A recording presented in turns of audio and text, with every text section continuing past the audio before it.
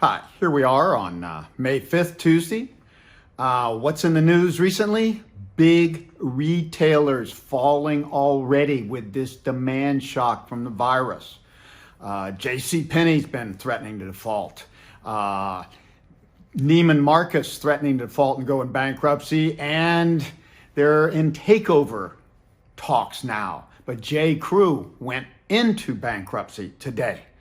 This is what happens. You see who's swimming naked when the tide goes out. And so imagine the zillions of small retailers and businesses that are facing this sort of thing. This shock is going to expose how weak the economy is. That's the central theme. Stock market's in a V-shaped recovery as if the economy will be, and there is no chance in hell, even though it might happen for some short period of time.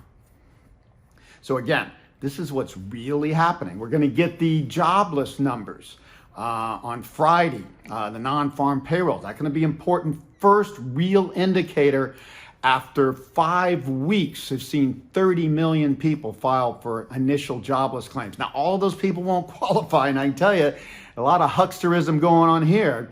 Research is already showing that a lot of these are older baby boomers trying to get on unemployment and then just retire after that. Get on unemployment as long as they can because they're thinking of retiring anyway, and this is just an easier way. And again, imagine how many small and large businesses are going to take advantage of all the indiscriminate loans they're pouring out, which they kind of have to save things here.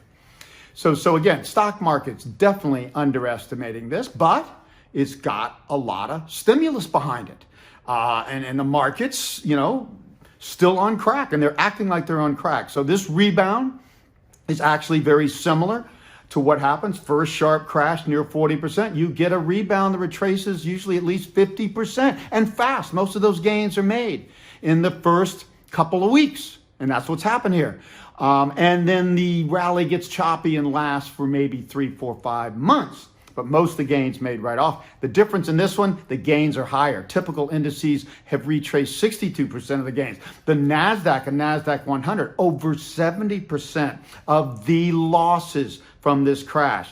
That is stronger, okay? So that shows, hey, markets probably have some more potential here on and off. And in the May HS Dent Forecast newsletter, our premier newsletter there, I said, you know what, the one index, the NASDAQ and NASDAQ 100, look like they could make a new high out of this because they're the one indexes, or the set of indexes, the tech stocks, who by the way, have benefited, a lot of them, from this demand shock because everybody's going online, from Amazon to Zoom to Netflix. There's companies that are doing better than ever while other companies are down, but not as much as major retailers and travel companies and that sort of stuff. So that could be the ultimate signal in stocks. So stocks, this is not a bad time to sell. They're high, made most of the gains, and anything could happen in this weird scenario with the wild card of the runaway virus and massive sudden unemployment and demand shock from consumers and business and stuff.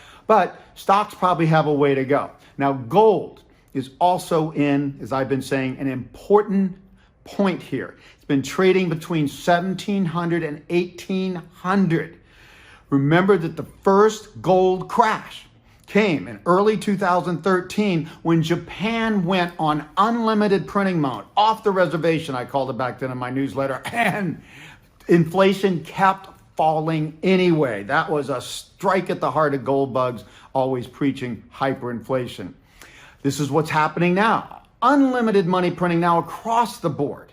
But we also have unlimited financial assets, 330 trillion and rising in the world I keep talking about, 125 trillion in the US alone, that can deflate suddenly, already have in the first round, and destroy tens of trillions and ultimately 150 plus trillion of real money in our economy. Are they going to print that much?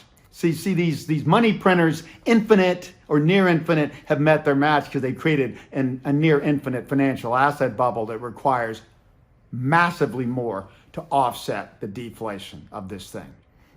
So gold, I think, is, again, critical point. If it breaks clearly above 1,800, it could go substantially higher. I lean strongly towards it's going to break down here. It may not be able to, and it hasn't so far. We'll see. If it breaks down much more, gold, I think, is heading towards its 950 to 1,000 target, which is my best target for gold. It could go as low as 700. I no longer favor that target with the longer term trends, and literally analyzing in this whole larger scenario how well gold has held up. It's still a deflating asset. It's still a bubble, but it has held up way better than most other commodities in its class, whether it be silver or iron or oil. These things have been down 70, 80, 85% for oil and have lower to go, including silver. So again, that's kind of a wrap up here. I keep emphasizing these issues.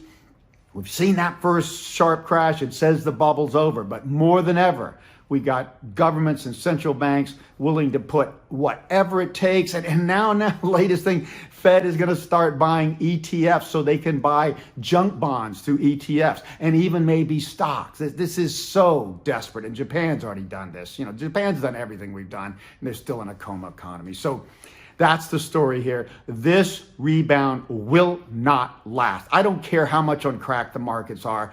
They will be defeated by the very monster in financial assets and the overstretched economy they have stretched now for 11 years so far. It will not recover from this shock, even though it may appear to at first. That's my story, and I will keep you updated.